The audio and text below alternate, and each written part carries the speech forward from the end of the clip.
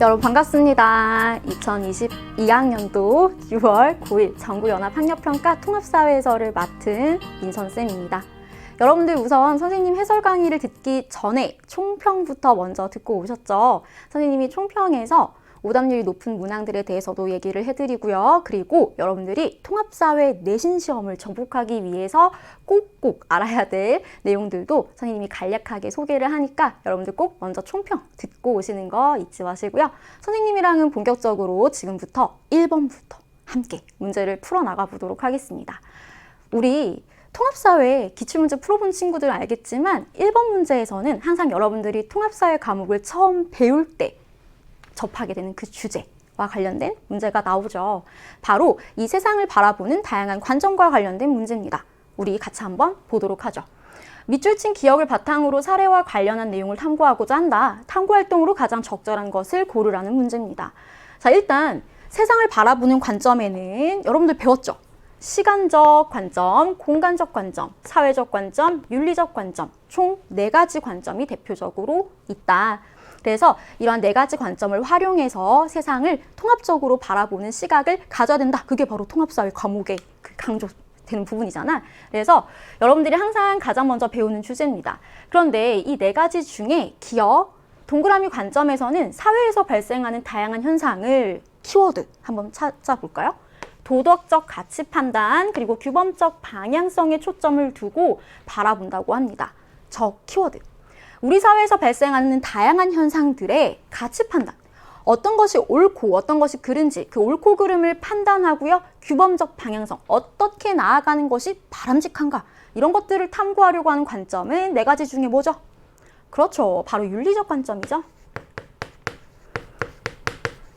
윤리적 관점이 소개되어 있습니다. 그러면 이 윤리적 관점을 바탕으로 사례와 관련된 내용을 탐구를 해본다면 어떠한 탐구 활동이 필요할까? 사례를 봤더니 이 서아프리카의 카카오 농장주들이 이 카카오를 조금이라도 저렴하게 생산하기 위해서 싼 값에 아동을 고용하고 있어. 이 과정에서 아동을 학대하는 일이 벌어지기도 한다고 합니다. 자, 그러면 이러한 아동 노동 문제와 관련된 현상을 윤리적 관점에서 탐구하기 위해서 필요한 활동이 무엇인지 같이 보도록 할게요. 우선 첫 번째, 아동 노동의 역사와 시대적 배경. 자, 얘들아, 역사, 시대적인 배경에 초점을 맞춰서 사회 현상을 바라보려고 하는 관점은 뭐죠? 그렇지, 바로 시간적 관점이죠. 그 다음에 두 번째, 아동 노동이 발생한 지역의 자연환경 조사하기. 지역의 환경 조사하는 거. 이거 뭐야? 공간과 관련된 정보를 조사하는 거죠. 그래서 공간적 관점으로 탐구하기 좋은 활동입니다. 그 다음에 3번, 아동 인권 보호를 위한 올바른 가치관 탐색하기. 지금 싼값에 아동을 고용하고 있고 이 과정에서 아동을 학대하는 문제점이 나타나고 있어. 이거 옳지 못하죠. 이 바람직하지 못한 현상에 대해서 해결하기 위해서 아동 인권 보호를 위해서 사람들이 올바른 가치관을 갖는 것이 중요하다. 이 올바른 가치관을 탐색하는 것, 바로 윤리적 관점과 관련된 적절한 탐구 활동이죠. 정답은 3번이 되겠고요. 4번, 아동을 학대한 농장주의 법적 처벌 절차. 키워드가 뭐야? 그렇지, 법적 절차. 우리 사회 현상을 바라볼 때 사회 구조, 제도적인 측면, 법, 이런 것들에 주목하는 관점이 뭐지? 그렇지, 사회적 관점이죠. 그래서 이 사회적 관점은 사회 구조, 제도적인 측면에 초점을 두는 관점을 의미합니다. 그 다음에 마지막, 아동 인권 침해가 빈번한 지역의 사회 구조. 그렇지, 사회 구조, 제도적인 측면에 초점 맞추는 거, 사회적 관점이죠. 그래서 정답은 3번이고요. 선생님이 지금 이 분홍색으로 표시한 부분들이 바로 뭐야? 각 관점의 키워드들이다. 그래서 여러분들 이 문제도 사실 내신 시험에서 반드시 출제되는 문항이죠. 그래서 아직 이 시험 범위가 중간고사 때 포함되지 않았던 학교의 친구들은 이런 문제가 나오니까 꼭 눈여겨보셔야 하고요. 그리고 각 관점별 키워드 체크해 두셔야 합니다. 자, 그러면 이제 다음으로 2번 문제 같이 볼게요. 그림은 A, B 사회의 일반적인 특징을 비교한 거다. 이에 대한 설명으로 옳은 것은 A, B는 산업사회와 정보사회 중 하나라고 합니다. 그래서 산업사회와 정보사회의 특징을 비교하는 문제인데 우리 대단원 3단원과 관련된 문제죠. 그럼 일단 A와 B를 찾아야 되는데 사회 변동 속도라는 기준을 봤더니 A 사회보다 B 사회가 사회 변동 속도가 더 어떻다? 그렇지. 그 정도가 0에서 멀어질수록 높다고 했으니 B가 바로 사회 변동 속도가 더 높다, 빠르다라는 걸 얘기하는 겁니다. 자, 그러면 산업사회와 정보사회 중에서 사회 변동 속도가 더 빠른 것, 높은 것은 뭘까요? 바로 B, 정보사회가 되겠죠. 그쵸? 그래서 정보사회가 사회변동 속도가 더 빠르니까 B가 정보사회가 되겠고요. A가 산업사회가 되겠습니다. 자, 그러면 이에 대한 설명으로 옳은 것은 1번. A, 산업사회는 지식과 정보가 가장 중요한 생산 요소냐? 아니죠. 지식과 정보가 가장 중요한 생산 요소인 건 정보사회, B가 되겠죠. 그래서 A가 아니라 B라고 해야겠고요. 산업사회는 자본, 노동이 중요시 되는 사회입니다. 그 다음에 2번 B, 정보사회는 산업구조에서 1차 산업이 차지하는 비중이 가장 높을까? 3차 산업이 차지하는 비중이 가장 높겠죠. 그쵸? 그래서 1차 산업이 차지하는 비중은 정보사회가 가장 낮을 겁니다. 그래서 역시 틀린 보기가 되겠고요. 3번 산업사회는 정보사회에 비해서 인간관계를 맺는 방식이 더 다양할까? 아니지. 바꿔 써야 되겠죠. 정보사회가 산업사회에 비해서 인간관계를 맺는 방식이 더 다양하지. 우리가 직접 얼굴을 맞대고 만나는 대면 접촉뿐만 아니라 인터넷, SNS 혹은 게임상에서도 여러분들 친구 만날 때도 있잖아. 이런 식으로 인간관계를 맺는 방식이 더 다양해진 건 정보사회에서입니다. 그래서 틀렸고요. 4번 정보사회는 산업사회에 비해서 정치 참여의 기회가 축소되었을까? 아니죠. 오히려 더 확대되었을 거예요. 왜냐하면 우리가 이제는 정보사회에서 우리의 의견을 인터넷으로 쉽게 편하게 올릴 수가 있죠. 그래서 이 정보사회의 인터넷이라는 공간상에서 사람들이 어떤 정치적인 문제라든가 사회 현상에 대해서 자신의 의견을 활발하게 댓글로 남기거나 토론하는 장이 펼쳐지곤 하잖아요. 그래서 이 정보사회에서는 오히려 산업사회보다 정치 참여의 기회가 더 확대되었다라고 얘기할 수 있겠습니다. 그 다음에 여러분들 5번 가에는 쌍방향 매체의 활용 정도가 들어갈 수 있다.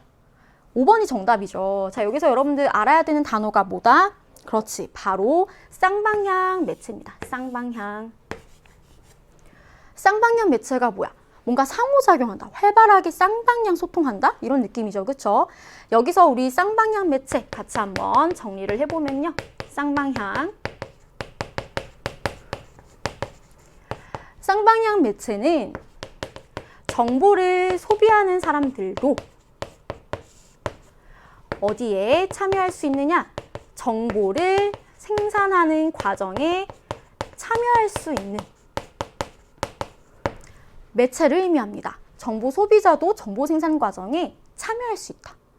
대표적으로 쌍방향 매체에 해당되는 게 바로 인터넷, 여러분들 많이 사용하시는 SNS 같은 것이 대표적인 쌍방향 매체죠. 여러분들 친구가 글을 올렸어. 거기에 여러분들 활발하게 댓글 달기도 하고요. 또 여러분들도 직접 인터넷상에, SNS상에 글이나 영상, 그림 등을 직접 올리는 정보 생산자가 되기도 하죠.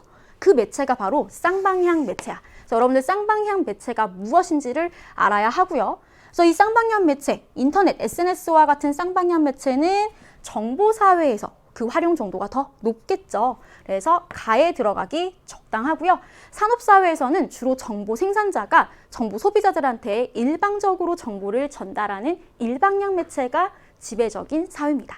그래서 정답은 5번이 되겠고요. 여러분들 이렇게 다양한 기준들을 가지고 산업사회와 정보사회 비교하는 문제도 잘 나온다는 거 알아두시길 바랄게요. 자, 이제 3번 문제입니다. 3번 문제는 제시문 해석 문제죠. 전혀 어렵지 않고요. 가나에서 공통적으로 강조하는 삶의 태도가 무엇이냐? 만족할 줄 모르는 것보다 더 큰 재앙은 없고 얻기만 바라는 욕심보다 더 큰 허물은 없다. 만족할 줄 아는 데에서 얻는 만족이야말로 영원한 만족이다. 한마디로 지나친 욕심 부리지 말아라 라는 거지. 나에서도 우리는 자연적이고 필수적인 욕구를 최소한으로 추구하는 소박한 삶을 살아야 돼. 결핍으로 인한 고통이 제거된다면 단순한 음식에서도 큰 만족감을 얻을 수 있어. 그래서 자연적 필수적 욕구를 최소한으로 추구하고 지나친 욕구 추구는 삼가라. 그래서 이렇게 보면은 공통적으로 강조한 삶의 태도 바로 몇 번일까요? 그렇죠. 바로 지나친 욕구를 절제하자, 검소하게 생활하자. 3번이 정답이 되겠죠. 어렵지 않고요. 굳이 함정선지를 따지자면 4번. 모든 욕구를 제거하라. 이런 뜻일까요? 아니지. 모든 욕구 제거 어떻게 해? 자연적이고 필수적인 욕구는 추구해야 되겠지. 그래서 모든 욕구를 제거하라는 내용은 아닙니다. 그래서 정답은 3번이 되겠습니다. 자, 그 다음에 4번 문제 같이 볼게요. 이 4번 문제도 오답률 5위에 해당하는 문제이긴 했는데 엄청 어렵진 않았어요. 일단 이 4번 문제는 대단원 3단원과 관련된 문제고요.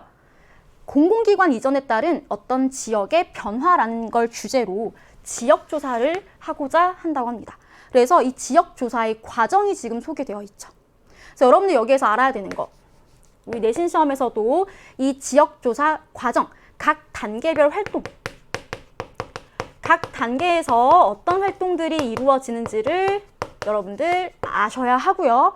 그리고 더불어서 지역조사를 할 때 어떠한 단계 순서대로 지역조사를 진행해야 하는지 그 단계를 혹은 활동, 제시된 활동을 순서대로 배열하는 문제도 나올 수가 있죠.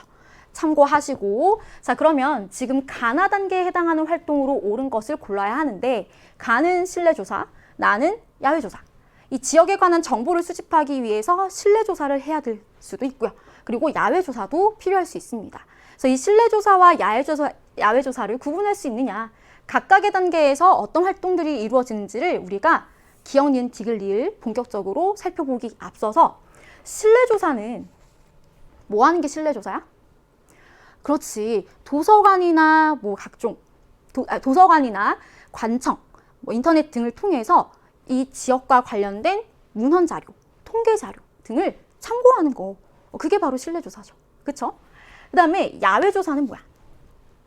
말 그대로 그 지역에 직접 방문해서 실제로 관찰하고요, 측정하고요, 혹은 실제로 그 지역 주민들을 상대로 설문조사를 하러 다니고 이런 게 야외조사죠. 자, 그러면 지금부터 보기에 제시되어 있는 활동들 구분해 볼게요. 기억, 가, 실내조사에 해당되는 활동. 동그라미군으로 이전한 공공기관 주변의 상인을 찾아가서 설문조사를 한다. 상인을 직접 찾아가서 설문조사를 하는 건 실내조사야, 야외조사야? 그렇지, 야외조사죠. 그러면 얘들아, 가끔 내신 시험에서 함정으로 잘 나오는 거. 그러면 설문조사지를 만든다. 그리고 설문 대상을 선정한다. 이런 활동은 실내조사에 해당될까요? 야외조사에 해당될까요? 그렇지. 설문조사를 직접 하는 건 야외조사 활동이고요. 설문조사를 위해서 설문지를 만들거나 설문 대상을 선정하는 건 야외조사를 준비하기 위한 실내조사입니다. 그래서 요거 참고하시고요. 그 다음에 니은. 동그라미군청 누리집에서 공공기관 이전 전후에 동그라미군 산업별 취업자 통계 자료를 수집한다. 문헌 참고하는 것 실내조사에 해당된다고 했죠. 그래서 가에 해당되는 적절한 활동이야. 그 다음에 디귿, 나 야외조사로서 동그라미군 항공사진에서 식별하기 어려웠던 건물을 현장에 가서 직접 촬영해. 직접 촬영하는 거 야외조사죠. 그 다음에 리을, 동그라미군으로 이전한 공공기관 앞 도로에 가서 지나가는 차량의 수를 세어서 기록한다. 도로에 가서 직접 차량 수를 세어보는 것. 실제로 측정해보고 이런 야외조사에 해당되는 활동이죠. 그래서 리을도 적절하게 연결되어 있습니다. 따라서 니은, 디귿, 리을이 정답이 되는 문제였어요. 그래서 내신 출제 포인트도 잘 기억해 두시고요. 다음 문제 보도록 하겠습니다. 우리 5번 문제도 굉장히 중요하죠. 이단원과 관련된 문제고요. 바로 인간과 자연의 관계에 관한 문제입니다. 그래서 인간과 자연. 어떤 관계가 되어야 하느냐와 관련해서 여러분들 2단원에서 어떤 관점들을 배웠죠? 그렇죠. 인간과 자연의 관계와 관련해서 인간중심주의 자연관 그리고 생태중심주의 자연관 이 두 가지를 배웠을 거야. 이것도 반드시 출제되는 주제죠. 다음 글의 입장에 부합하는 진술, 다음 글의 입장에는 어떠한 자연관이 나타나 있는지 보도록 하겠습니다. 인간과 자연은 상호 의존적인 존재야. 키워드를 표시해보자. 상호 의존적이야. 서로 의존하고 있어. 그 다음에 인간은 생명 공동체의 평범한 구성원으로서 공동체 자체를 존중해야 돼. 존중해야 돼. 이는 인간의 바람직한 대지 이용을 오직 경제적 문제로만 생각하지 말아야 함을 의미하고 도덕적 고려의 범위를 동물, 식물, 토양, 물까지 확대 적용해야 한다. 도덕적 고려의 범위를 동물, 식물, 토양, 물까지 확대 적용하자. 즉 인간뿐만 아니라 동물, 식물, 토양, 물도 그 자체로 가치가 있어. 그 가치를 어떻게 해야 돼? 도덕적으로 존중해주자. 그게 바로 도덕적 고려죠. 이렇게 얘기하는 자연관은 뭐죠? 그렇지, 바로 생태중심주의입니다.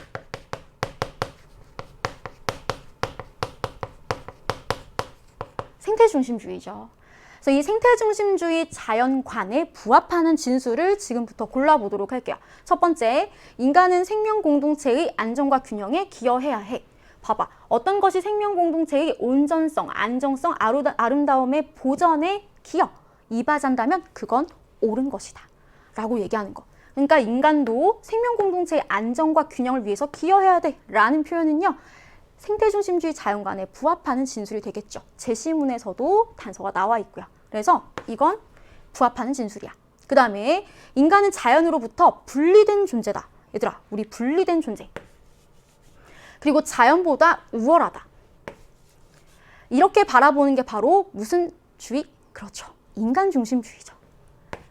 즉, 인간은 자연과 분리되어 있어.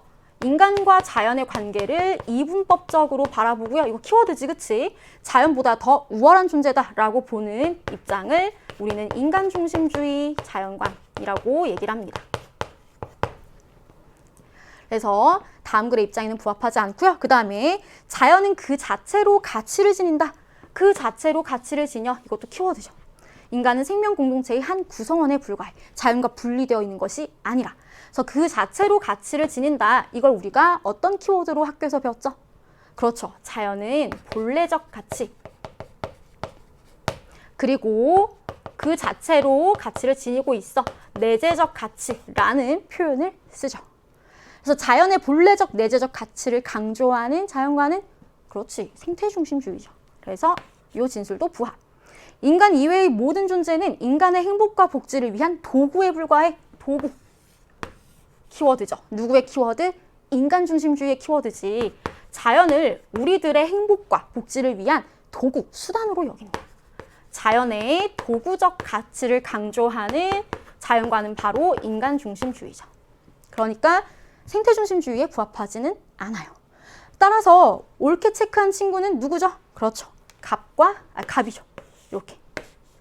그래서 갑이 옳게 체크 표시를 했고요. 그 다음에 여기서 하나만 더 키워드를 체크하면 상호의존적인 존재다. 상호의존적인 존재. 여기에서 선생님이랑 키워드 하나 마지막으로 정리하겠습니다. 생태중심주의는 인간과 자연을 서로 의존, 연결하는 존재라고 보거든. 이거를 우리 전일론적이다 라고 표현을 쓰기도 합니다. 그래서 인간을 포함한 자연 전체가 하나다, 연결되어 있다 라는 표현으로 연결되니까 여러분들 선생님이 지금 표시한 것, 분홍색으로 표시한 건 생태중심주의에 해당되는 키워드들이고요. 그 다음에 선생님이 연두색으로 표시한 것들은 바로 인간중심주의의 키워드다라는 거 체크해 두셔야 합니다. 그래서 여러분들 이렇게 해서 자연관에 대해서 살펴봤고요. 이제 6번 문제 같이 보도록 하겠습니다. 우리 6번 문제는 쉽죠? 너무 쉬웠죠? 2단원 특히 기후지역과 관련된 문제였는데 다음 자료가 현지에서 촬영한 영화의 장면들이라고 하는데 가지역에 대한 설명으로 옳은 것을 보기 위해서 골라야 한다고 합니다. 자, 가지역에서 촬영한 영화 장면을 봤더니 일상에서 벗어나 사막으로 여행을 떠났어. 그치? 그리고 모래 언덕. 자, 여기 어디야? 무슨 기후지역이죠? 그렇죠. 건조기후지역이죠. 가는 건조기후지역이야. 그 중에서도 사막 기후지역에 해당되는 장면들이 지금 담겨 있습니다. 그래서 여기 낙타도 보이고요. 게다가 여기 여러분들 요거 주의 깊게 보셔야 되죠. 우리가 이 사막에서 볼 수 있는 대표적인 가옥, 집의 형태가 이렇게 생겼다는 거야. 보니까 얘들아 창문이 굉장히 작죠. 그리고 뭘로 만들었을까? 뭘로 만들었는지 지금부터 보기를 같이 분석해 보도록 하겠습니다. 우선 첫 번째로 건조기후 지역의 특징으로 침엽수림이 넓게 분포해? 말이 안 되죠. 그쵸? 침엽수림은 어디에서? 냉대기후 지역에서 볼 수가 있고요. 니은, 주민들은 전통적으로 술록을 길러. 술록. 이 술록은 추운 기후에 잘 견디는 동물이에요. 그래서 이 술록은 어디에서? 한대기후 지역에서 볼 수 있는 동물이다 라는 거. 그러니까 기억 니은은 아예 틀렸죠? 그 다음에 디귿. 흙으로 벽을 두껍게 만든 전통 가옥이 나타난다. 디귿이 정답이지. 얘야 얘. 그래서 여러분 이거 봐야 돼요. 지금 건조기후 지역, 특히 사막에서 볼 수 있는 전통 가옥은 흙으로 벽을 두껍게 만든, 창문이 작은, 그리고 지붕은 어때요? 굉장히 평평해요. 지붕이 왜 평평할까? 경사질 필요가 없어. 왜냐하면 이 지역에서는 비가 별로 안 오기 때문에 굳이 지붕의 경사를 형성할 필요가 없는 거예요. 그래서 지붕이 굉장히 평평하고요. 그 다음에 창문이 굉장히 작고 흙으로 만들었어. 왜? 주변에서 나무를 보기 힘들죠. 주변에 흙들을 이용해서 흙으로 만들고요. 벽을 두껍게 만들어. 왜 그럴까? 그렇지. 뜨거운 열기를 피하기 위해서. 그리고 이 건조기후죠. 여기에서는 굉장히 일교차가 크죠. 그래서 외부 기온을 차단하고 모래바람 이런 걸 차단하기 위해서 굉장히 두껍게 벽을 만들고 창문을 작게 만든다까지 여러분들 기억해야 돼. 그래서 여러분들 각 기후 지역에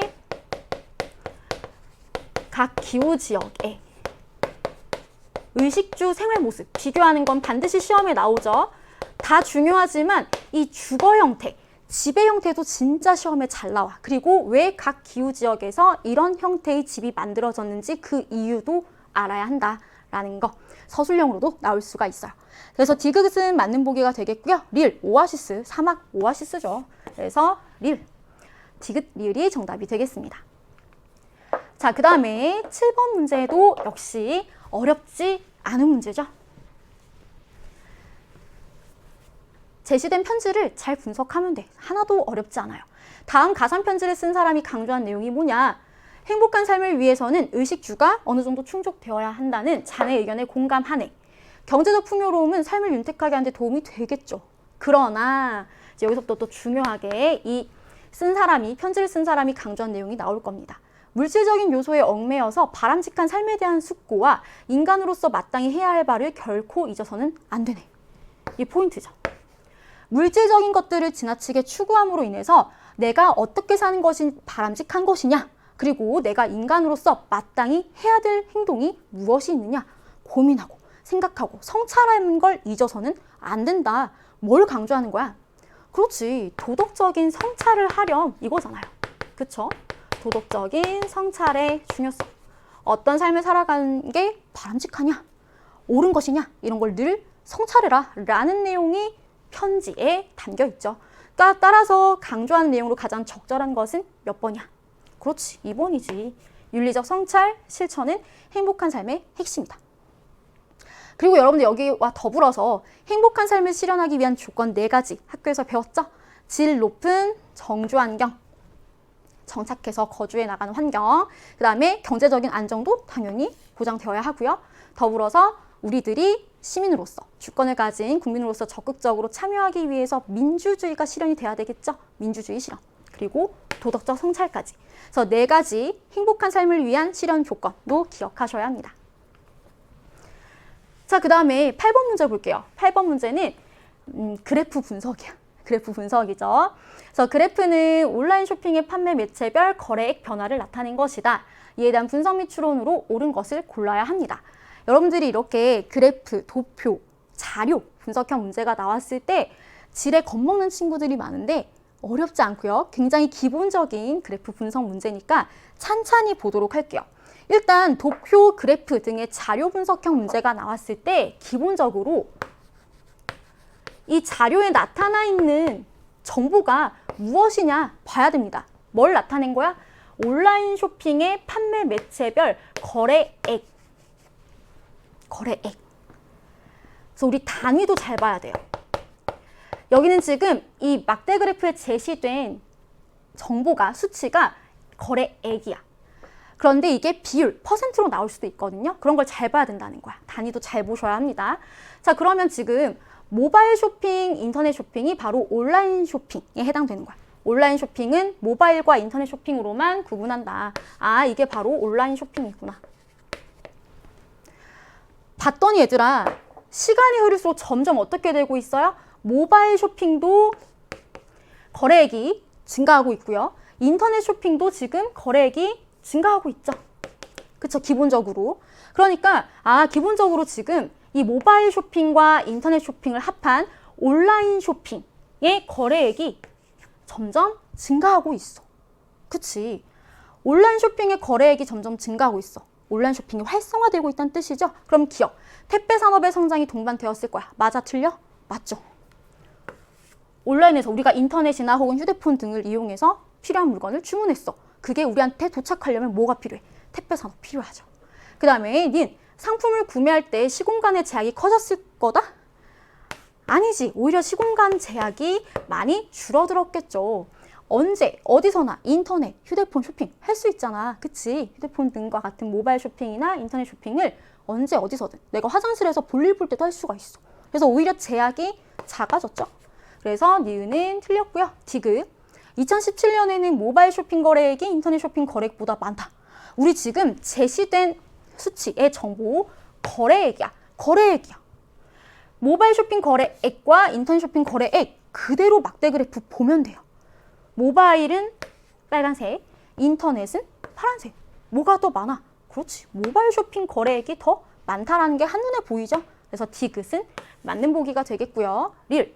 온라인 쇼핑 거래액에서 인터넷 쇼핑 거래액이 차지하는 비중은 2020년이 2015년보다 높다. 얘들아, 온라인 쇼핑 거래액에서 인터넷 쇼핑 거래액이 차지하는 비중. 무슨 말이야? 모바일, 인터넷 다 합한 게 온라인 쇼핑인 거죠. 그쵸? 온라인 쇼핑 거래액 전체에서 그중에 파란색 인터넷 쇼핑 거래액이 차지하는 비중을 물었어. 여러분들 뭐 정확하게 풀려면 여기 대충 숫자를 보고 넣어도 되지만 여러분들 한번 상식적으로 생각을 해볼게요. 2015년에 막대 그래프, 2020년에 막대 그래프 봤더니 2015년 같은 경우에는 온라인 쇼핑 거래액이 전체 요거야. 그중에 인터넷 쇼핑 파란색이 차지하는 비중 보세요. 2020년이 됐어. 얘들아, 우리 분모에 해당하는 온라인 쇼핑 거래액이 어떻게 됐어? 엄청나게 늘어났죠? 여기에서 이만큼 엄청 커졌어. 그런데 온라인 쇼핑 거래액에서 인터넷 쇼핑 거래액 파란색 부분이지? 파란색 부분 봐봐. 2015년에 요만큼, 2020년에 이만큼. 그런데 온라인 쇼핑 거래액이 전체적으로 크게 증가한 거에 비해서 파란색 부분은 엄청 크게 막 증가한 건 아니지. 그래서 인터넷 쇼핑 거래액은 조금 증가했어. 온라인 쇼핑 거래액에 비하면. 분모는 이만큼 크게 커졌는데 분자는 조금 증가했어. 그럼 얘들아, 이 전체적인 비중은 어떻게 됐을까? 그렇지. 줄어들겠죠. 즉 온라인 쇼핑 거래액에서 인터넷 쇼핑 거래액이 차지하는 비중은 2020년이 2015년보다 더 낮아졌어 라고 얘기해야 되는 거야. 그래서 낮다라고 해야 됩니다. 정답은 기억 디귿이 되겠죠. 그 다음에 9번 문제 보도록 할게요. 여러분들 우리 9번 문제는 오답률 1위 문제였죠. 오답률 1위. 왜 오답률이 높았을까? 어떤 친구들은 이게 생소했을 수도 있어. 일단 자료부터 볼게요. 안녕 누구야? 나는 오늘 노르웨이에 도착했어. 여기에서 제일 신기했던 것은 지붕에 풀이 자라는 전통 가옥이었어. 여러분들 이게 생소했을 수 있습니다. 지붕에 풀이 자라는 전통 가옥? 여러분들 본 적 있나요? 사실 선생님 아까 얘기했지만 특정 출판사 교과서 탐구활동에는 이게 소개되어 있어. 실제로 지붕에 풀이 자라는 노르웨이 전통 가옥이 어떻게 생겼는지 선생님이 사진을 가지고 왔습니다. 한번 볼게요. 여기 보세요. 지붕에 봐봐, 풀 자라고 있죠. 잔디같이 형성되어 있지. 이게 진짜 노르웨이의 전통 가옥이에요. 그래서 실제로 이 지붕에 풀이 있으니까 이 풀을 뜯어먹기 위해서 막 양들이 지붕 위에 올라가 있기도 해. 실제로 그렇습니다. 이게 바로 노르웨이 전통 가옥이야. 그러면 지붕에 풀이 자라면 어떨까? 집이 더 따뜻해지겠죠. 그쵸? 노르웨이가 겨울에 굉장히 추워서 이 추운 겨울에 따뜻하게 집에서 지내기 위해서 지붕에 풀이 자라도록 이렇게 구성해 놓고 있다고 합니다. 그래서 여러분들 이 노르웨이의 전통 가옥의 형태를 우리가 살펴봤고요. 이 모습을 통해서 노르웨이의 기후를 예상해 볼 수 있다. 겨울이 추우니까 따뜻함을 위해서 지붕에 풀이 자라겠다. 점심을 먹은 후에는 유람선을 타고 피오르 관광을 다녀왔대. 경치가 멋있었어. 여러분들 이 피오르는 대표적으로 어떤 지형인지 같이 한번 보도록 하겠습니다. 바로 이렇게 생겼어요. 정말 장관이죠, 그쵸? 피오르 지형이에요. 빙하랑 관련된 지형이죠, 그쵸? 여기 빙하가 자리 잡고 있었는데 이 골짜기에서 빙하가 녹으면서 어떻게 되냐? 바닷물이 들어오기 시작한 거야. 해수면 상승하면서. 바닷물이 들어오기 시작해서 만들어진 이곳이 바로 피오르 지형의 모습입니다. 여러분들 정말 여행 가고 싶지 않나요? 그쵸? 그래서 이 피오르 관광을 다녀왔는데 경치가 멋있었어. 그래, 네모야. 나도 오늘 카르스트 지형으로 유명한 베트남 할롱베이로 이동했어. 베트남에서는 어떤 걸 볼 수 있느냐? 할롱베이 바다에 솟아있는 크고 작은 기암 괴석을 봤다고 합니다. 자, 이렇게 생겼죠. 여기. 이것들이 석회암이 녹으면서 만들어진 지형이라고 얘기할 수 있겠습니다. 그래서 이렇게 같이 한번 살펴봤고요. 그리고 오후에는 베트남 전통 의상인 아오자이를 입어봤다. 얇고 바람이 잘 통했어. 아오자이가 어떻게 생겼지? 사실 몰라도 돼. 뒤에 힌트가 나와 있긴 한데 이게 바로 베트남 전통 의상 아오자이입니다. 딱 봐도 시원해 보이죠? 그쵸? 바람이 불면 아주 흩날리고 이렇게 막 흩날려. 그만큼 얇고 바람이 잘 통하는 옷입니다. 왜 이런 옷을 입을까? 그렇지, 더우니까, 습하니까. 그래서 여러분들 왜 이 지역에서 이런 지형 경관이 나타나는지, 왜 이런 옷을 입는지 그 이유를 잘 생각하면서 같이 한번 보기를 분석해 보도록 할게요. 1번, 베트남보다 기역은 고위도에 위치한다 라고 나와 있어요. 노르웨이는 베트남보다 고위도에 위치할까? 실제로 이 각 국가들이 어디에 위치해 있는지 아는 친구들은 너무나 쉽게 풀었을 거야. 그리고 그걸 위치를 잘 모른다 할지라도 기본적으로 제시된 자료 속에서 단서를 얻을 수가 있죠. 베트남에서는 얇고 바람이 잘 통하는 옷을 입고 다녀. 왜? 덥고 습하니까. 그에 비해서 노르웨이에서는 지붕에 풀이 자라는 전통 가구를 통해서 따뜻하게 지내는 게 필요해. 왜? 추우니까. 그럼 당연히 베트남보다 더 고위도에 위치해 있겠죠. 그러니까 춥겠지. 그래서 1번은 맞는 표현이 되겠고요. 옳지 않은 것을 골라야 합니다. 2번, 니에는 추운 겨울에 보온성을 높이는 데 도움이 된다. 선생님 아까 얘기했죠? 사진도 보여드렸어요. 보온성을 높이는 데 도움이 되는 노르웨이 전통가구 형태고요. 3번, 디귿은 빙하의 침식으로 형성된 골짜기에 바닷물이 들어와서 만들어졌다라고 선생님 아까 설명했죠. 그래서 아까 사진도 보여드렸죠. 그래서 빙하와 관련된 지형입니다. 그래서 3번도 맞는 표현이 되겠고요. 그 다음에 4번, 리을. 할롱베이 바다에 솟아있는 기암 괴석들은 지하 깊은 곳에 마그마가 지표로 분출해서 형성된 화산 지형이 아니지, 그치? 석회암 용식작용으로 인해서 형성된 지형입니다. 그래서 4번은 틀렸고요. 5번, 미음. 이 전통 의상은 고온 다습한 기후에 적합한 옷이야. 이 옷이 어떻게 생겼는지 잘 모른다 할지라도 얇고 바람이 잘 통한다라는 옷의 특징을 통해서 고온 다습한 기후 지역이니까 이런 옷이 필요하겠구나 라는 걸 추측할 수 있겠죠. 따라서 정답은 4번이 되겠습니다. 자, 그 다음에 10번 문제 같이 볼게요. 10번 문제는 인권의 특징을 알아보는 게임과 관련된 게 소개되어 있는데 이것 말을 옮기는 것 자체는 어렵지가 않고요. 포인트는 인권의 특징이야. 인권은 어떤 특징을 가지고 있을까? 그래서 이 특징에 대해서 먼저 우리 정확하게 확인해 보기 앞서서 게임 규칙을 봤더니 인권의 특징에 관한 진술 가, 나, 다라 말을 순서대로 읽고 옳고 그름을 판단해. 그래서 각 진술이 옳으면 말을 오른쪽으로 한 칸 이동시키고 틀리면 말을 이동시키지 말아라 라는 게 게임 규칙입니다. 자, 그러면 인권의 특징과 관련해서 옳은 진술인지 그른 진술인지 같이 보도록 할게요. 가, 인간이라면 누구나 누릴 수 있어. 맞아? 그렇지. 인간이라면 누구나 당연히 누릴 수 있는 권리가 인권이죠. 그렇죠? 옳은 진술이네. 한 칸 옮겨. A. 그 다음에 일정 기간에 한시적으로 보장돼? 아니죠. 예를 들면 너네는 아직 어리니까 인권 못 누리고 쌤은 어른이니까 일정 기간 인권 보장받을 수 있고 이런 거 아니지, 그치? 한시적으로 보장되는 것이 아니라 영구적으로 보장되는 게 바로 우리의 소중한 인권이죠. 그 다음에 다 태어나면서부터 자연스럽게 가져. 맞아? 그렇지.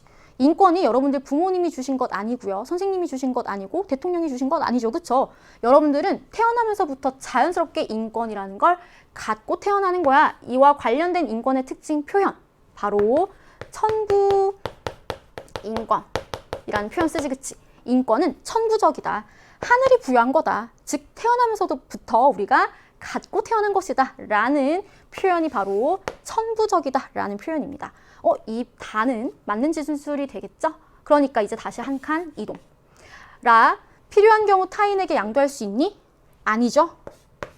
나의 자유, 나의 소중한 인권 너 가져. 이렇게 할 수 있는 거 아니지. 틀린 진술이니까 말 가만히 있고요. 마, 국가나 다른 사람이 나의 소중한 인권 침해해서는 안 되지. 그치? 이건 인권의 특징, 옳은 진술입니다.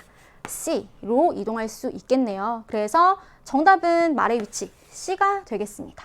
그래서 우리 마와 관련해서 국가나 다른 사람이 나의 소중한 인권을 함부로 침해할 수 없어. 그걸 우리가 어떤 특징이라고 배웠죠?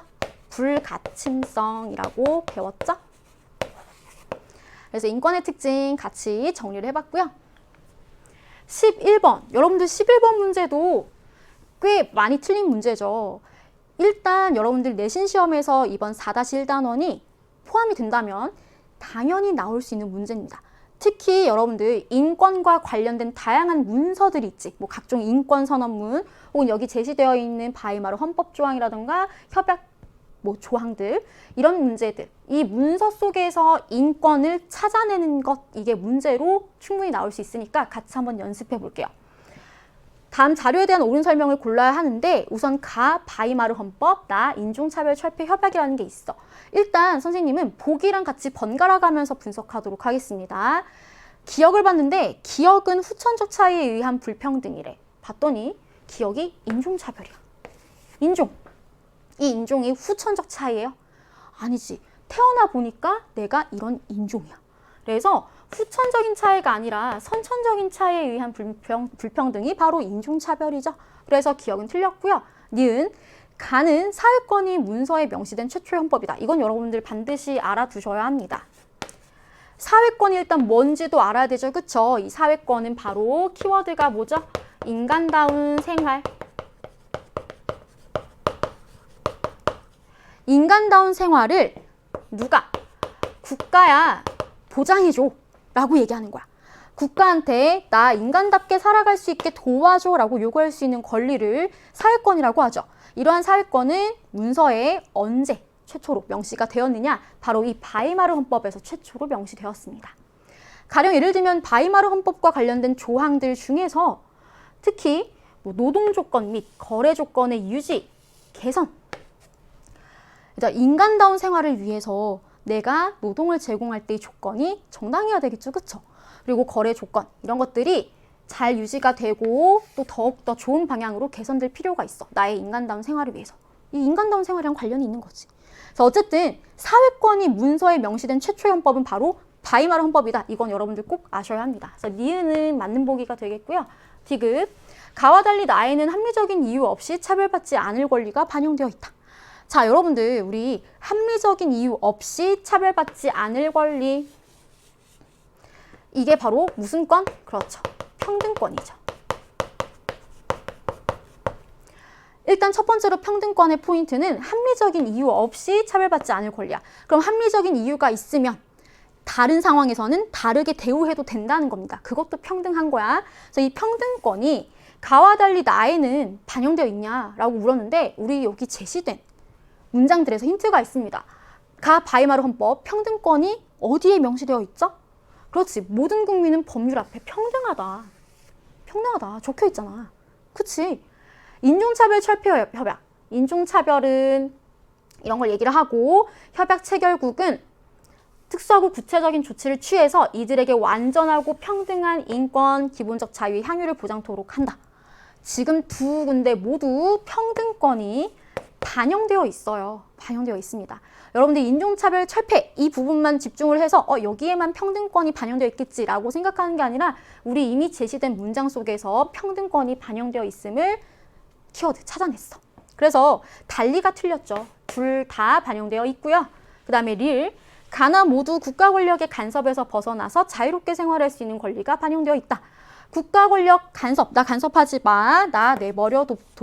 자유롭게 생활할 수 있도록 내버려둬. 이게 바로 무슨 권? 자유권이죠. 가나 모두 자유권이 반영되어 있니? 그렇지. 여기 봐봐. 예를 들면 모든 국민은 전 국가 내에서 이전에 자유를 가져. 그 다음에 나에서도 지금 그렇죠. 기본적인 자유의 향유를 보장해야 한다라는 표현을 통해서 자유권이 반영되어 있음을 우리가 추측할 수 있죠. 그래서 리을 보기. 그래서 니은 리을 보기가 정답이 되겠습니다. 여러분들이 아마 많이 빠졌을 함정 보기는 디귿 보기였겠죠. 자, 그 다음에 12번 문제는 어렵지 않아. 우리 자연재해의 종류 그리고 이 자연재해에 대한 대처 방안에 대해서 2단원에서 배웠습니다. 제시된 자연재해를 대비한 안전점검표를 보고 무슨 자연재해를 대비하기 위한 안전점검 표이냐? 너무 어렵지 않아서 같이 보도록 하겠습니다. 이 자연재해 피해를 예방하기 위해서 크고 무거운 물건 선반에 올려두면 안 돼. 왜냐하면 흔들리면 떨어지니까. 그쵸? 그리고 번화가에서는 떨어지는 물체가 가장 위험해. 왜 물체가 떨어지겠어? 땅이 흔들리니까. 바로 지진을 얘기하는 거죠. 그쵸? 지진에 대비하기 위한 안전점검표입니다. 그러면 이 자연재해, 지진에 대한 설명으로 적절한 것은 1번, 열대해상에서 발생하며 강풍과 폭우를 동반하는 건 태풍이죠. 2번, 신속한 제설 작업으로 교통혼란을 줄일 수가 있어. 이거 뭐야? 그렇지, 폭설에 대비하기 위한 방안이고요. 3번, 무더위로 인한 일사병과 열사병을 유발할 수 있다. 그렇지, 폭염, 너무 더워. 그 다음에 4번, 오랫동안 비가 오지 않아서 각종 용수가 부족해지는 건 바로 가뭄과 관련된 특징이고요. 5번, 이 정답이죠. 내진 설계 기준을 강화함으로써 피해를 줄일 수 있다. 내진 설계가 뭐야? 이 지진이 발생했을 때 건물이 잘 버틸 수 있도록 설계되는 걸 내진 설계라고 부르지. 그 기준을 더욱 강화하자. 피해를 줄일 수 있는 방안이 되겠죠. 5번이 정답이 되겠습니다. 자, 13번. 13번도 너무 쉬워요. 제시문 해석 문제잖아. 여기에서 가나 사례에 해당하는 정보사회 문제점으로 적절한 것을 골라야 하는데, 정보사회의 문제점, 시험에 잘 나오죠. 제시된 사례 속에 나타난 정보사회의 문제점이 무엇인지 여러분들 찾아낼 수 있어야 하고요. 더불어서 서술형 대비할 때 정보사회의 문제점들 서술할 수 있어야 합니다. 일단 가나 사례를 보도록 할게요. 가를 보니까 인터넷 스마트 기기를 이용한 비대면 금융거래가 보편화되면서 오프라인 점포수를 줄이는 금융기관이 많아지고 있대. 이에 따라서 인터넷과 모바일을 활용한 금융거래에 익숙하지 않은 노년층이 불편함을 겪고 있어. 실제로 이런 부분에 대해서 뉴스, 기사화도 많이 되곤 하죠. TV에서도 여러분들 많이 보도되는 거 봤을 거야. 특히 예를 들면 뭐 패스트푸드점에 설치되어 있는 키오스크, 무인 주문 기계가 요즘 많이 설치되어 있잖아. 그 무인 주문 기계를 제대로 활용하지 못하는 할머니, 할아버지 분들의 그 고통, 어려움, 이런 것들에 대해서 요새 많이 기사화되고 있거든요. 가에 나타난 정보사회 문제점이 뭐야? 그렇지. 이 정보, 서비스의 이용이라든가 접근에 있어서 기회가 다르게 주어지는 것. 누구는 정보기기를 쉽게 접할 수 있고 누구는 정보기기를 쉽게 접할 수가 없어. 이런 식의 정보 격차, 불평등이 나타나는 걸 지금 가 사례에서 소개하고 있는 거죠. 바로 가에 나타난 정보사회 문제점, 정보 격차입니다. 정보를 이용하거나 혹은 접근하는 데 있어서 기회의 차이가 생기는 게 바로 정보 격차. 특히 정보 격차는 정보사회 문제점으로 시험에도 진짜 잘 나오니까 여러분들 꼭 기억하셔야 합니다. 그 다음에 인터넷상에서 신상 털기가 무분별하게 이루어지면서 사건 당사자의 안전을 위협하거나 심리적 고통을 야기하기도 한다. 신상 털기, 나의 소중한 개인정보가 침해되고 있어. 사생활 침해, 어렵지 않죠? 그래서 정답은 두 사례에 해당되는 건 2번이다 라는 거 체크하시고요. 자, 그 다음에 4번 문제. 4번 문제도 하나도 어렵지 않은 문제였죠. 틀리면 안 돼. 다음은 학생 필기 내용의 일부야. 옳지 않은 것을 골라야 되는데 주제가 뭐냐면 환경 문제의 발생 원인, 그리고 각 주체별로 환경 문제를 해결하기 위해서 어떤 노력해야 돼? 라는 주제로 필기가 되어 있어. 옳지 않은 것을 골라보자. 1번, 환경 문제의 발생 원인이 뭘까? 이 학생이 산업화와 인구 증가로 인한 자원 소비량이 증가하면서. 맞는 말이지, 그치? 자원 소비량이 증가하면서 각종 환경 문제가 나타나더라. 이건 잘 적었어. 2번, 그래서 환경 문제를 해결하기 위해서 각 주체들이 어떤 노력을 해야 해? 같이 보면은 정부는 환경 문제 해결을 위한 정책을 시행해야 돼. 그렇지. 정책을 시행하는 주체는 정부죠. 잘 썼고요. 그 다음에 두 번째, 시민단체는 정부의 환경 정책에 대한 감시와 비판을 해야 한다. 그치? 이 환경보호라는 공익을 추구하는 이 시민단체가 정부의 정책에 대해서 감시, 견제, 비판하는 역할, 기능을 할 수 있죠. 그 다음에 기업, 환경보호를 위한 법률 제정. 얘들아, 법을 만드는 건 누가 하죠? 우리나라로 따지면 우리 국회의원들. 입법부에서 법률을 제정하잖아. 기업? 아니죠. 그쵸? 그래서 리을이 옳지 않은 것이 되겠고요. 여러분들과 같은 우리 개인들은 일상생활에서 환경을 지키기 위한 소비를 실천하기 위해 노력해야 되겠죠. 전혀 어렵지 않은 문제입니다. 그래서 넘어가고요. 15번. 우리 15번 문제도 많이 여러분들이 틀린 문제였죠. 일단 지도가 나왔어. 지도. 우리 지도는 정말 필수 자료입니다. 사회 과목에서요. 특히 지리 영역에서 필수 자료야. 그래서 여러분들 특히 지도를 아끼고 사랑할 수 있어야 하는데 일단 ABC가 저는 선생님 여기가 도대체 어떤 나라인지 어떤 지역인지 모르겠어요. 몰라도 괜찮아요. 풀 수 있습니다. 근데 일단 기본적으로 여러분들이 내신 시험에서 기후와 관련된 이런 지도가 나왔을 때 가장 먼저 항상 기준선을 그어봐. 우리 기준선은요. 여기 적도. 이 적도 요거를 기준으로 해서 차례차례 거의 올라가죠. 기후지역이. 이 적도랑 가장 근접한 이 적도 부근에서 나타나는 기후지역은 뭐야? 열대기후지역이지, 그치? 이 적도 부근으로 오면 올수록 정말 덥고 습하잖아, 그치? 반대로 적도 부근에서 점점 멀어지면 위도가 높아질수록 추워지는 거. 당연한 거잖아. 그래서 이 적도가 항상 기준선이 된다. 이 기준으로 적도와 가깝게, 적도 부근에 있는 지역 혹은 적도와 거리가 먼 지역을 여러분들이 체크를 해주시면 됩니다. 일단 그러면 우리가 지금 기역, 니은, 디귿 세 가지 질문이 있으니까 세 가지 질문에 대해서 같이 한번 답변을 해보도록 하죠. 첫 번째, 백야현상. 중요. 백야현상이 뭐야? 예를 들면 밤 시간이 됐는데도 해가 안 져. 해가 지지 않는 현상. 나처럼 밝아. 그게 바로 백야현상이죠. 여러분들 배웠을 거야. 백야현상은 어떤 지방에서 나타나죠? 저위도, 고위도? 그렇지. 고위도 지역. 에서 나타난 현상이 백야현상이지. 자, 그러면 백야현상이 나타나냐라는 질문에 대해서 yes라고 답변할 수 있는 건 뭘까? 그렇지. 높은 위도 지역이 위치한 건 여기 B잖아. B. B가 yes라고 할 수 있겠죠. 일단 각 질문에 대해서 yes라고 답변할 것들을 먼저 분류를 해볼게요. 그 다음에 니은. 계절풍, 얘들아 체크. 계절풍의 영향으로 벼농사 벼 체크. 우리나라도 얘들아 대표적으로 계절풍의 영향으로 벼농사가 발달한 지역이죠. 자, 일단 첫 번째, 벼는 어떤 지역에서 잘 자라죠? 벼. 그렇지. 고온 다습한 기후 지역. 고온 다습한 조건에서 잘 자랍니다. 덥고 습해야 해. 이 조건이 벼를 재배하기 위한 최적의 조건인데 계절풍의 영향으로 벼농사가 발달했대. 계절풍이 뭐죠? 말 그대로 계절에 따라서 바람의 방향이 바뀌는 바람을 계절풍이라고 부르는데 특히 이 벼농사가 발달했어. 이 벼농사 여기 적어볼게요. 이 고온 다습한 부분 선생님이 화살표를 이렇게 하겠다. 특히 여름 계절풍의 영향으로 고온 다습해지곤 합니다. 이 여름 계절풍은 무엇이냐? 일단 바다에서 대륙으로 불어오는 바람이야. 바다에서 불어오는 바람이니까 일단 어때? 습해, 건조해? 습하지. 그치? 그 다음에 이 여름 계절풍은 주로 남쪽에서 불어오는 거거든요. 남쪽으로 갈수록 덥지, 그치? 더운 지역에서 불어와. 그러니까 이 여름 계절풍은 기본적으로 덥고 습한 바람인 거야. 이 여름 계절풍의 영향을 받은 지역, 이 지역이 바로 여기 온대기후 지역입니다.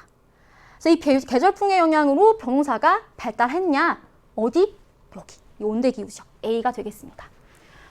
그래서 A라고 답변을 쓰면 되겠죠. 그 다음에 디귿, 연중 온화하고 일교차가 큰 고산기후. 그래서 우리 고산기후의 특징, 연중 온화해. 그래서 특히 우리나라 봄과 같은 기후라고 해서 상춘기후라고 표현을 하기도 하죠. 일교차가 커. 이 고산기후가 어디서 나타나느냐? 기본적으로 해발고도가 낮은 지역은 더워, 습해, 열대기후인데 해발고도가 높은 이 고산 지역은 연중 온화한 특징이 나타난다고 합니다. 여기가 어디냐? 바로 C예요. C. C가 여기 지금 봐. 저위도지. 위도가 낮죠.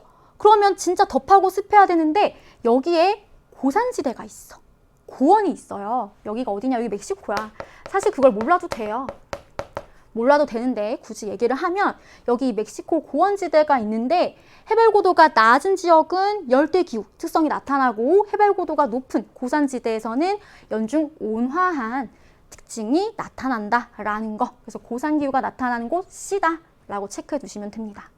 그래서 여기 A는 중국이죠. 그쵸? 우리 중국이 대표적으로 쌀 생산국으로 유명하잖아. 벼농사. 그래서 여러분들 이렇게 해서 기역, 니은, 디귿에 나타난 주요 기후, 현상, 특징들을 선생님이랑 같이 정리해봤습니다. 자, 그러면 자, 가에 들어갈 질문. A가 yes라고 답변해야 돼. A가 yes라고 답변해야 될 질문은 그렇지, 니은이죠. 그 다음에 B가 yes라고 답변해야 돼. 뭐야? B가 yes, 기역이겠지? 따라서 니은 기역이 정답이 되겠습니다. 그래서 이 부분, 특히 지도가 나왔을 때 일단 기준선은 항상 적도다라는 거 여러분들 잘 생각하면서 넘어갈게요. 16번입니다. 여러분들 16번도 많이 틀렸죠? 그쵸? 그런데 이 16번에 나타난 자료, 이 막대 그래프 자체가 전혀 어렵지 않은 자료여서 여러분들이 아마 조금 생소했다면 이런 형태, 이런 것들이 생소하지 않았을까? 근데 우리 통합사회 기출문제를 풀다 보면 이런 형태가 자주 출제가 돼요. 그리고 여러분들이 혹시 2학년, 3학년 때 지리 과목을 공부하게 된다면 또 역시 이런 형태를 자주 보게 될 겁니다. 자, 그럼 일단 16번 문제 한번 풀어볼게요. 그래프는 우리나라 동그라미시의 용도별 토지 면적 변화를 나타낸 거야. 95년도와 비교한 2019년의 상대적인 특징을 그림의 A, B, C, D, E에서 골라라. 자, 그러면 이 동그라미 도시에서 용도별 토지 면적 변화가 어떻게 나타나는지 먼저 볼게요. 95년도와 2019년 비교했을 때 우리가 지금 파악해야 되는 건 2019년의 특징이야. 그치? 봤더니 95년도에는 뭐가 비중이 커? 밭, 논, 임야가 비중이 큰 반면에 2019년에 어떻게 됐어요? 밭, 논, 임야가 그렇죠. 지금 보니까 면적이 줄어들었지. 2019년에. 반면에 대지의 면적 비중은 대지의 면적은 늘어났죠. 대지의 면적은 늘어났어. 근데 여기서 대지가 무엇이냐? 주거용 및 상업용 건물을 짓는 데 활용되는 땅이야. 대지 면적은 늘어나고 밭, 논, 임야 면적은 줄어들었어. 그리고 공장, 용지, 도로 면적도 늘어났어. 이걸 통해서 알 수 있는 것, 이 지역에서는 어떤 변화가 일어났을까요? 그렇지, 주거용, 상업용 건물, 공장, 도로 이런 것들이 늘어나게 된 것. 그 이유는 바로 이 지역에서 산업화, 도시화가 그 정도가 강해졌기 때문이겠죠. 그래서 2019년의 특징은 바로 산업화, 도시화가 정도가 강해졌다라는 거. 이걸 생각하면서 우리 이제 주사위 모양의 형태를 분석해 보도록 하겠습니다. 지금 얘들아, 이런 주사위 형태의 모양이 나왔을 때 어떻게 풀어야 되느냐? 일단 아무데나 한 점을 찍어. 여러분들이 출발하고 싶은 점을 한 점을 찍어서 뭔가 내비게이션 길 따라가듯이 차례차례 움직이면 돼요. 이 점을. 일단 첫 번째로 산업화, 도시화가 활발하게 일어난 2019년도의 특징은 첫 번째, 도로의 총 길이는 어떻게 됐을까? 지금 도로 면적도 늘어났지. 그럼 당연히 도로의 길이도 더 길겠죠. 이전보다. 지금 도로의 길이가 긴 게 위고 짧은 게 아래야. 근데 도로의 길이가 길어졌겠지. 2019년도에. 그럼 긴 건 위에 있는데 이 점이 위에 있어. 그럼 그대로 있는 거야. 그대로 있는 거야. 그래서 이거 길어졌어. 그 다음에 경지 면적. 얘들아, 이 경지가 뭐야? 경지는 농작물을 재배하기 위한 땅이라고 생각하면 돼요. 농작물 재배.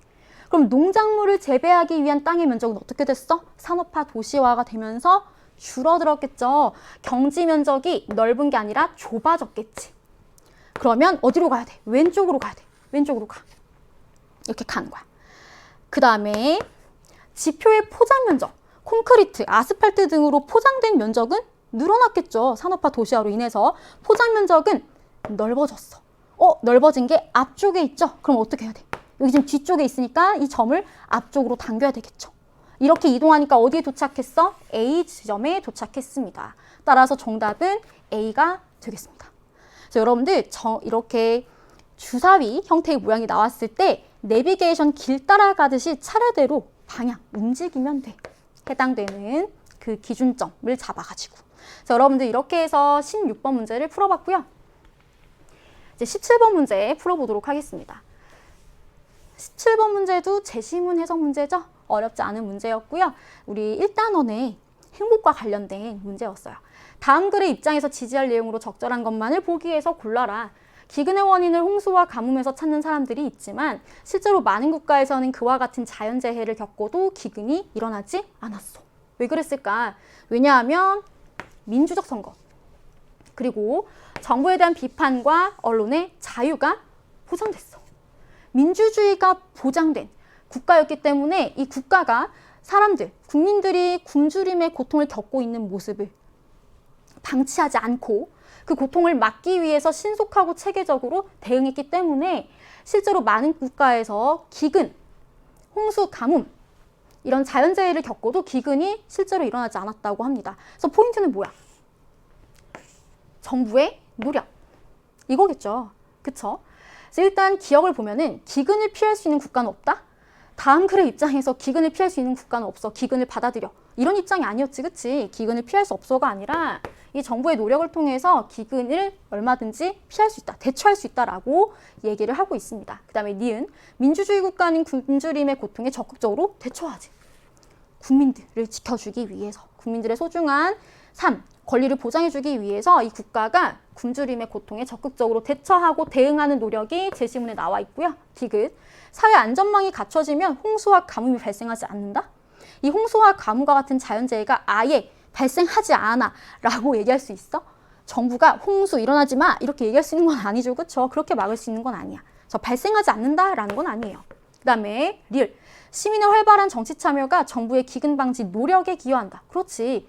민주적 선거가 이루어지고 시민들이 적극적으로 정부에 대한 비판을 가한다면 정부가 더욱더 이 시민들의 권리를 지켜주기 위해서 기근 방지 노력에 최선을 다하겠죠. 그래서 리을이 바로 제시문과 관련된 내용이었습니다.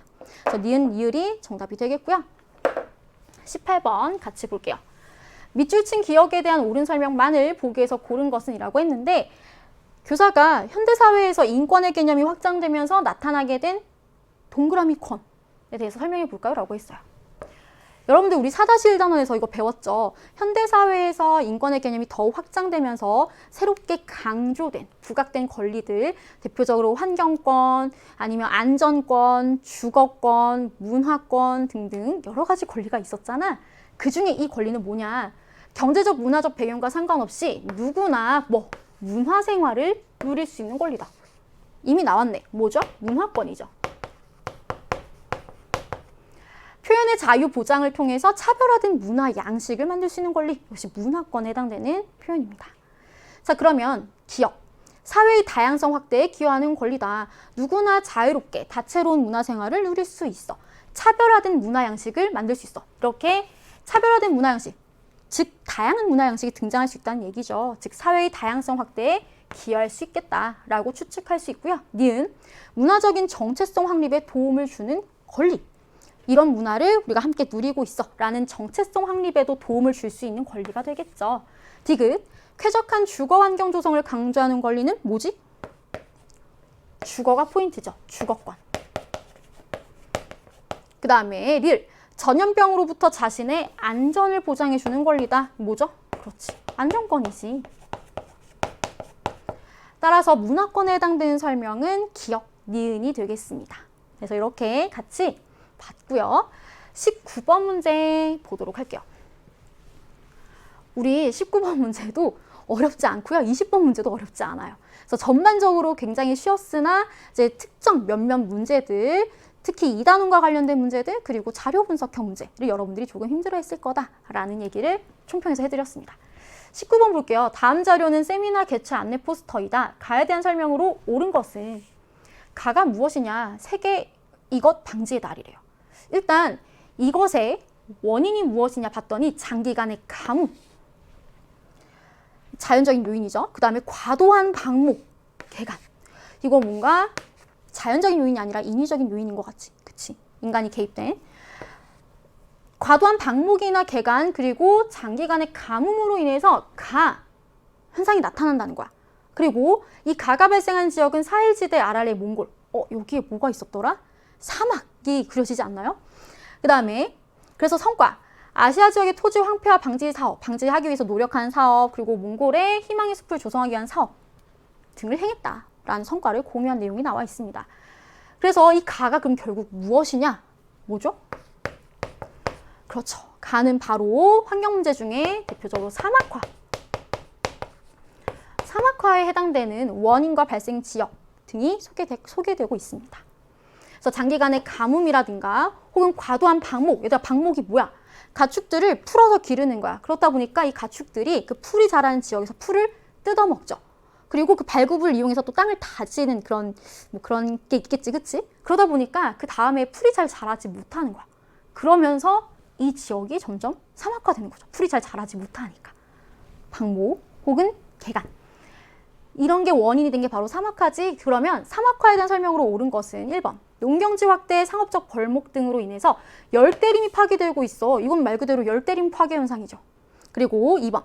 황산화물과 질소산화물 등의 대기오염물질이 비와 섞여 내리는 현상이 바로 뭐죠?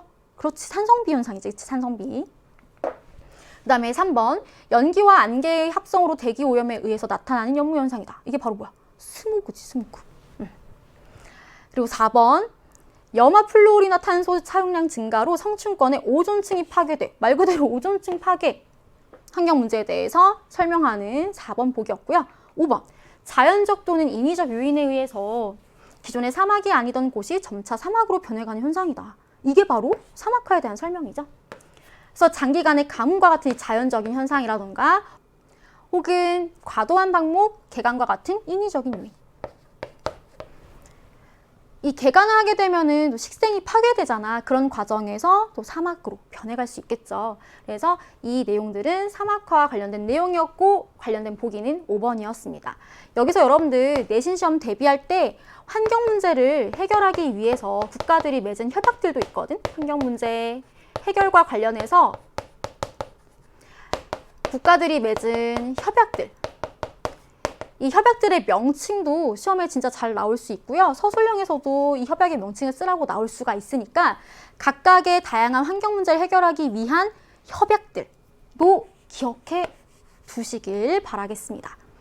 자, 그 다음에 20번 마지막 문제 살펴보도록 할게요.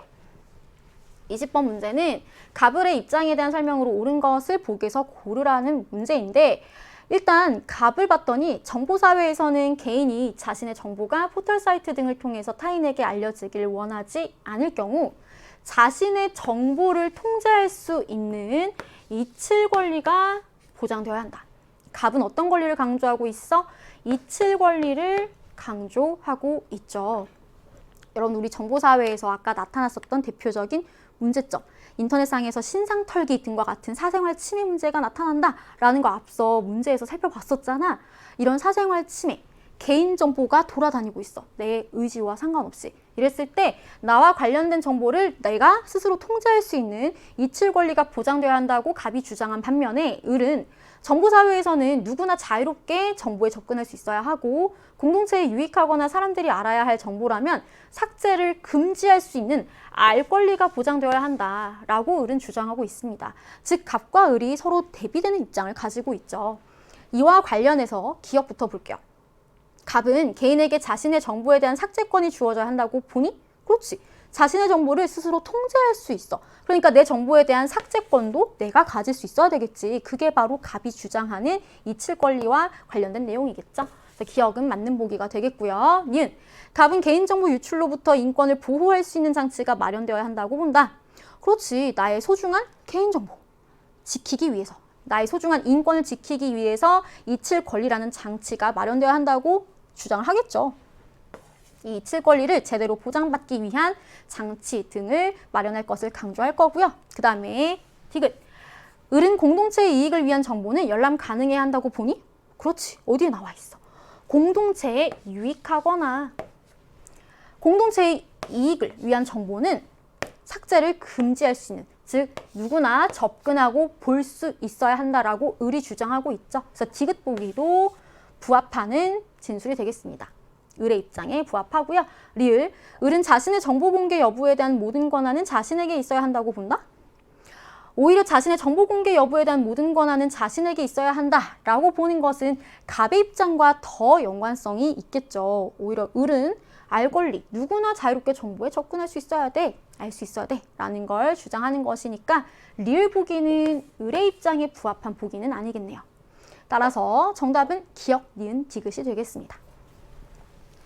자, 이렇게 해서 우리 모든 문제들을 풀어보았어요. 어떠셨나요? 확실히 제시문 분석 제시문을 정말 간단하게 해석할 수 있는 문제도 꽤 많이 나왔기 때문에 이번 시험의 전체적인 난이도는 어렵지 않았다고 봅니다. 오히려 여러분들 학교 내신 시험이 더 구체적으로 디테일하게 어렵게 나올 수도 있을 거예요. 그래서 여러분들이 선생님이 아까 짚어드렸던 각 문제, 출제 주제별 여러분들이 알아야 될 포인트들을 중요한 문제에서 선생님이 짚어드렸거든요. 그런 포인트들을 여러분들 꼭꼭 기억하시고 복습할 때 참고하시길 바라겠습니다.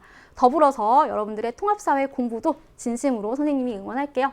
여러분들 모의고사 치르느라 진짜 고생 많으셨고요. 선생님이랑은 언젠가 다른 강의에서 볼 수 있길 바랄게요. 여러분들 진짜 고생 많으셨어요. 안녕!